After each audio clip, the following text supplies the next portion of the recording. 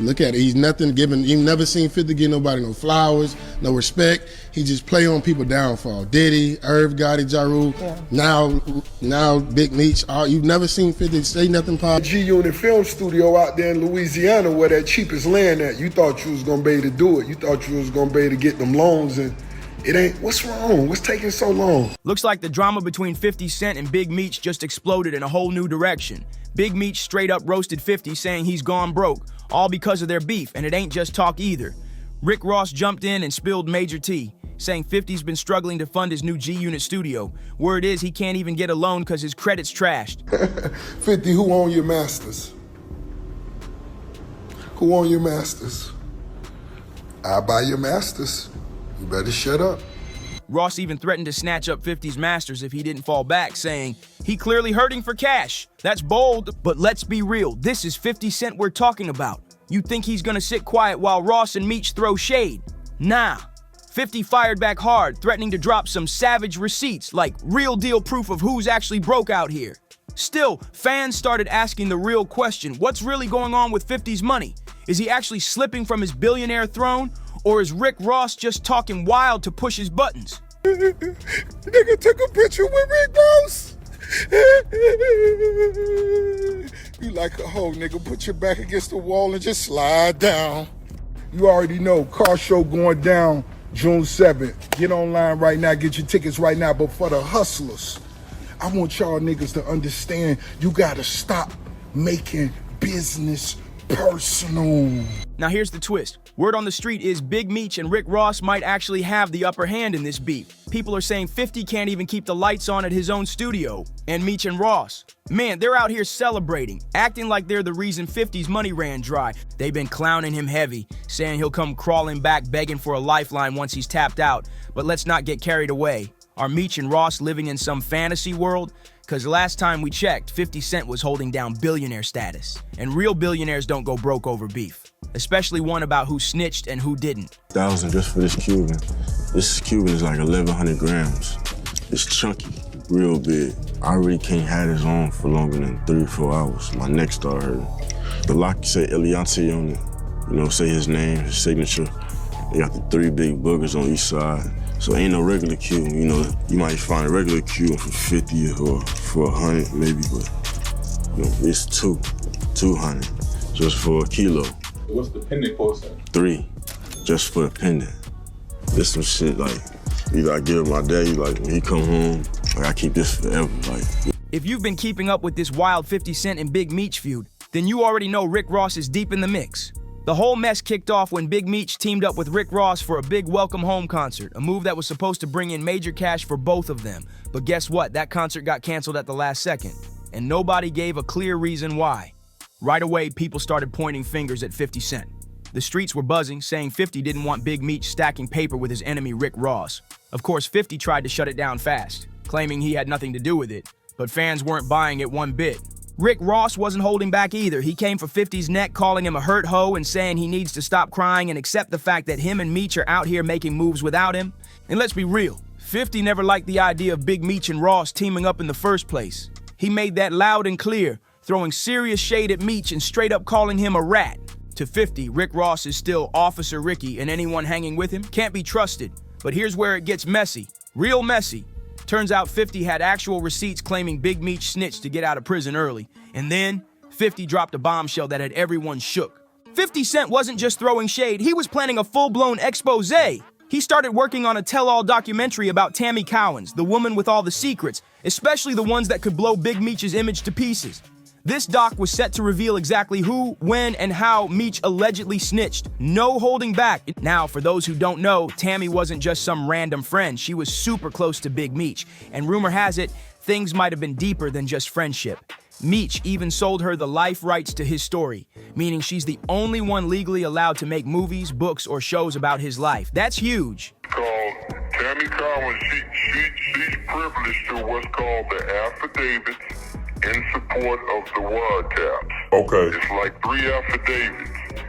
In those affidavits, it tells Meech's full role. Now, I wouldn't allow to have them because they played this, I'm this kingpin and I'm this killer, and they life in jeopardy. Right. In danger. Right. That's why they was able to close the courtroom. We'd have been out at Meech. But they played a cold game. I give it to her. They was playing chess and we was playing checkers. Okay. She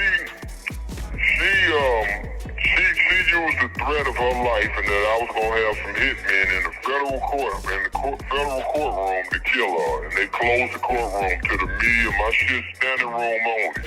I'm that dude in that city, homie. Right. I'm that dude in that city. Right. So that's why they ain't been came out. But the affidavits in support of the wiretap, she has them. Okay, so she can get them for sure. If she got them. Okay. She got them. The only person they barred from having the documents was me. Okay, so you the only one that don't got the information. Right. Gotcha. Everybody else, it's called discovery. Everybody else got the packet. Okay. I wasn't going to address this because I'm not trying to let nobody trick me off the streets. But I never folded, never told, never will. Death before this time, always with me. So I'm doing this for my loved ones and the support of my friends and family. Come out to the Amaran Arena, February 13th. According to 50, Meech messed up bad when he let that relationship with Tammy fall apart. Now, Tammy's out here singing like a bird, and she ain't sugarcoating a single thing. While she was lining up to spill the real story, Rick Ross and Big Meech were out here flaunting their money moves, basically clowning 50 every step of the way. Ross even said he was about to drop his own BMF movie and cash out big. This came right after 50 announced he was pulling the plug on the BMF series, claiming Meech and his son Lil Meech started acting slick behind the scenes. I do a BMF film because you've been entertained by a lackluster, small budget series. Now it's time to do a big budget film. Which director? Shout out to my homie F. Gary Gray, Antoine Foucault, what's up? Tarantino. It's a lot of legends. This is gonna be big, I can feel it. I'm just talking. Now here's the twist. Tammy, who owns Meech's life story, was actually working with 50 to create the BMF series in the first place. The show was fire, no doubt. But once Meech joined forces with Rick Ross, 50 hit back with Petty King energy and shut the whole thing down out of spite. But wait, here's the wild part. Lil Meech was playing his own dad in the show, and now he's caught in the middle of this mess trying to keep the story alive while his dad's beef just made everything crash and burn. 50 Cent was out here basically feeding Lil Meech, putting real money in his pocket through the BMF series. Word is Lil Meech made over $5 million from the show, but here's the crazy part. Dude didn't save a single dime, not one. He blew through the whole bag on flashy cars, iced out chains, designer fits, and a bunch of wild spending. While his dad's still locked up with barely $1 to his name, you'd think Lil Meech would have stashed at least something to help his pops out when he touched down, but nah. He went full flashy mode like the checks would never stop. Got me before I even knew I could even act. I sat by him, and the next day he called me, 8 o'clock in the morning, woke me up. I'm like, damn, 50 calling me. So I answer the phone, he like, hey, what you think about going to acting classes? I want you to play your dad. He looked like his daddy, like spitting his hair down like his daddy. The same thing, like it was like, yo, got him from Atlanta to California and was able to get him with the coaches. And I believe you. Don't be walking around with this shit by yourself. I'm walking around with you. I'm only walking around with you with that motherfucker on. If I ain't with you, I don't want it. This shit come with the Draco, man. This shit come with the Draco. Come with the Draco. Still, this shit come with the Draco. Yeah. Think about it though, Fire. How I feel. This shit feel good. Wait, get the strap. Tony Yayo even stepped in and called him out, saying Lil Meech should have been smarter with his cash and saved up for the stormy days. And when 50 Cent started dragging Big Meech online, Lil Meech jumped straight into 50's DMs, trying to cool things down and stick up for his dad. Lil Meech tried to explain himself, saying the link up with Rick Ross wasn't personal, it was survival. Big Meech needed quick money just to pay the bills while waiting on that next BMF check to drop. He told 50, "I can't believe this, man. You act like I'm your enemy. I've only shown you love and loyalty. I'm human. I go through my own stuff, but I never turned on you. F. Ross." He just gave my dad some bread to cover bills till our next season hits. This internet drama got me twisted, man. Boy, I see you struggling making that G-Unit film studio out there in Louisiana where that cheapest land at. You thought you was gonna be able to do it. You thought you was gonna be able to get them loans, and it ain't. What's wrong? What's taking so long? I know you wanna make your mama one of them walking stars thing. Put down there. How your mama live. Make her own walking star. Let me get one of them Bel Air bottles to hold up on these. Man, you heard what I just said? Them skin bad, man. You see that auntie murder? They never killed nothing. But that nigga need a facial so bad. When I be seeing them blackheads on them niggas, damn niggas doing bad. And 50, stop. You left your last hole because of something they said had to do with me. Don't leave Tony Yayo that. Come on, don't leave Louisiana. Don't quit like that, because you showed the picture of how you wanted it to look. We call it renderings. You had the renderings, then you try to go get them loans, and ain't nobody loan you that money. You ain't even built the G-Unit studio yet. That might be why when I stood next to Meech, your knees buckled.